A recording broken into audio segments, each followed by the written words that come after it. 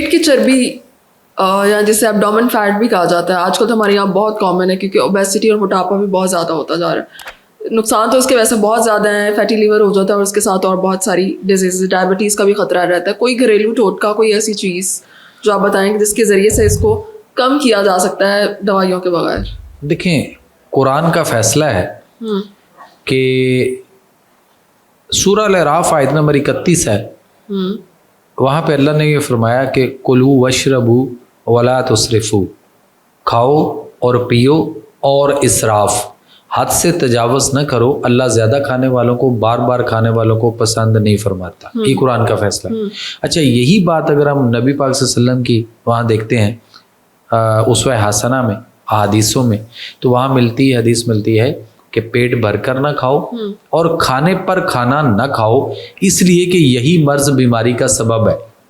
دوسری بات یہ ہے کہ یہ جو فیٹی لیور کی آپ نے بات کی، تو فیٹی لیور ہر اس بندے کا آ رہا ہے یا آ چکا ہوا ہے اس وقت جو شام کو مغرب کے زیادہ سے زیادہ بھی آپ 20-25 منٹ تک کھا سکتے ہیں، جب تک آپ کے باہر وہاں پہ سفیدی نظر آتی ہے.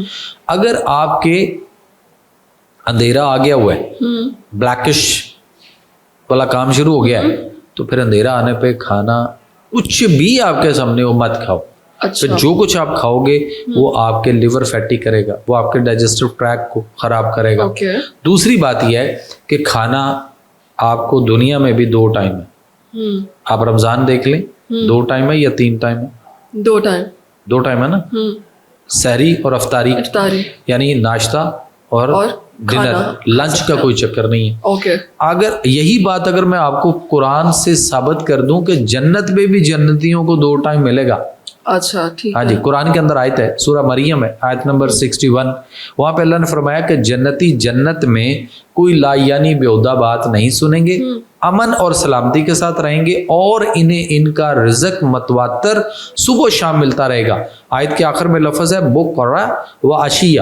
بکرہ عربی میں کہتے ہیں صبح کو اور عشیہ کہتے ہیں شام کو. وہاں جنت میں بھی 2 ٹائم ملے گا.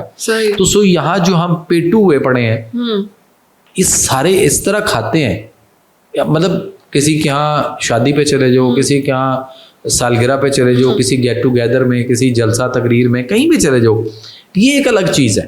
ٹھیک ہے.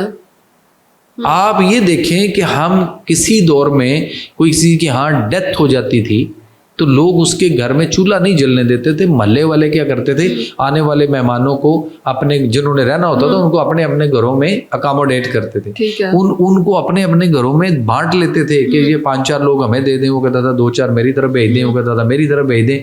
کھانا وہ لوگ کھلا رہے ہوتے تھے اور گھر والوں کو بھی کھانا کھلا رہے ہوتے تھے. ایسا ہی ہے. اب یہ پوزیشن ہے کہ اب آدھا محلہ وہاں پہ اس لیے پہنچا ہوتا ہے کہ آج روٹی بچے گی ادھروں کھانی، صحیح، فوتگی والے گھر جانا ہے ادھر سے کھانی، اور وہاں بھی لوگ اس قدر پیٹ بھر کر کھا رہے ہوتے ہیں اور ساتھ لطیفی اور ہنسی مذاق جو چل رہا ہوتا ہے. لگتا نہیں ہے یہ فوتگی پہ آئیں. بالکل افسوس ناک بات ہے، لیکن ختم ہوگی وہ باتیں، ختم ہوگی. یعنی ہم نے ہر وقت اپنے آپ کو پیٹو کر لیا، ہر چیز کھانے سے جڑی ہوئی ہے. تو جتنا زیادہ کھاؤ گے، کیا آپ کی اتنی ورکنگ ہے، کیا آپ کو اتنی واک ہے، کیا آپ کو اتنی ایکسرسائز ہے، کیا آپ کے پاس اتنی ہارڈ ورکنگ ہے. لیکن لوگ تو کھانا کھاتے ہیں کہ بھائی کھانا کھانا ضروری ہے، انرجی ملے گی اس سے. تو دو چیزیں ہیں نا جی. دیکھیں کچھ لوگ زندہ رہنے کے لیے کھاتے ہیں اور کچھ لوگ کھانے کے لیے زندہ ہیں. اور میں یہاں پہ ایک اکثر جملہ کہتا ہوتا ہوں، یہ میرا جملہ بڑا پبلک کو اچھا بھی بڑا لگا اور یہ بڑا فیم ہوا ہے کہ خوراک